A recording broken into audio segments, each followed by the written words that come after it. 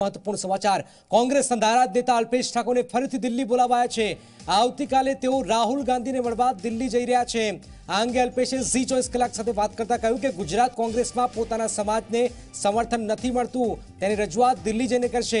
આ ઉપરાંત અલ્પેશ ઠાકોરે 10% સવર્ણ અનામતને આવકાર્યું છે। અગાઉ પણ અલ્પેશ દિલ્હી પહોંચ્યા હતા। ત્યાં માનવામાં આવતું હતું કે રાહુલ ગાંધી સાથે મુલાકાત કરે, પરંતુ સમય નહોતો મળ્યો। અહેમદ પટેલ સાથે મુલાકાત થઈ હતી અને હવે અલ્પેશને દિલ્હીનું તેડું આવ્યું છે, જેમાં રાહુલ ગાંધી સાથે મુલાકાત થવાની છે।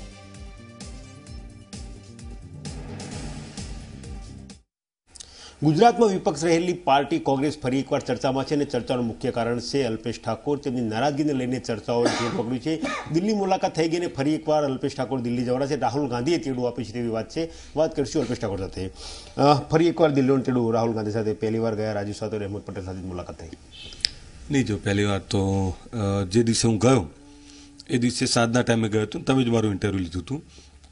जनरली राहुलजी ने मळवा जतो होउं छुं, એટલે સવારે જતો હોઉં છું ને સાંજે આવતો હોઉં છું।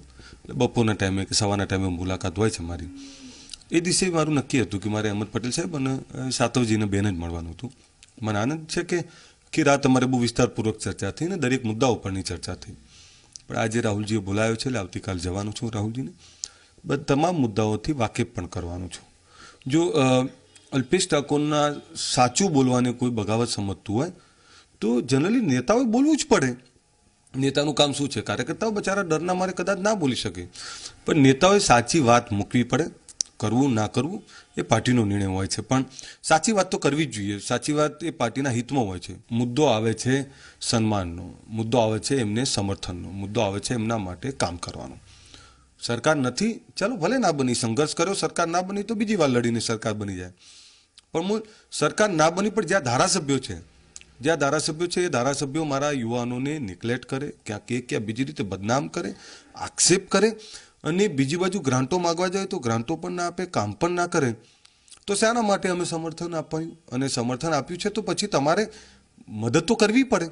ગરીબ બાળકોને આપવાની વાત કરી છે એટલે સ્વાભાવિક છે કે ગરીબ બાળકોને જ્યારે કંઈ આપવાની વાત કરી હોય તો હું સવિશેષ મને આનંદ થતો હોય છે। જો અલ્પેશ ઠાકોર ઓબીસી એસસી એસટીના અધિકારો માટે લડ્યો છે ને લડતો રહેવાનું, પણ જ્યાં ગરીબની વાત આવશે, એ કોઈ પણ જ્ઞાતિ જાતિ ધર્મના હોય અને ગરીબોને કંઈ મળતું હોય ત્યારે મને દિલમાં સુકૂન મળતું હોય છે અને દિલમાં આનંદ થતો હોય છે। એટલે આ બાળકોને મળે જ અને સંવિધાનિક રીતે મળે એવી હું અપેક્ષા રાખું છું। બધી જ પાર્ટીઓ ભેગા થઈને ઓબીસી એસસી એસટી માટે નક્કર બિલ લઈ, નક્કર વ્યવસ્થા લઈ અને આને કાયદાના રૂપમાં પણ ઓબીસી એસસી એસટી ને જે અનામત એક્ટ છે, અનામતને કાયદાકીય રીતે પણ એને સંરક્ષણ આપવાનો પ્રયત્ન કરશે એવી અપેક્ષા રાખું છું। આભાર। તો આ હતા અલ્પેશ ઠાકોર, જેમનું સ્પષ્ટ કહેવું છે કે સંગઠનમાંથી જે મજબૂત શક્તિઓ છે તેમને દૂર કરવાનો અને નબળી શક્તિઓને ઉભારવાનો જે પ્રયત્ન કરી રહ્યા છે તેમની સામે તેમનો અવાજ ઉઠાવી રહ્યા છે। અને બીજી વાત, જે અનામત આપવાની છે સવર્ણોને 10%ની, તેમનું સ્પષ્ટ કહેવું છે કે જે ઓબીસી એસટી અને જે અન્ય પછાત વર્ગ છે તેમને હજી પૂરતો ન્યાય મળ્યો નથી, તો તેમને ન્યાય મળે એ દિશામાં પણ સરકારે વિચારવું જોઈએ। કેમેરા પર્સન સાગર રાઠી સાથે ગૌરવ પટેલ, ઝી મીડિયા, અમદાવાદ।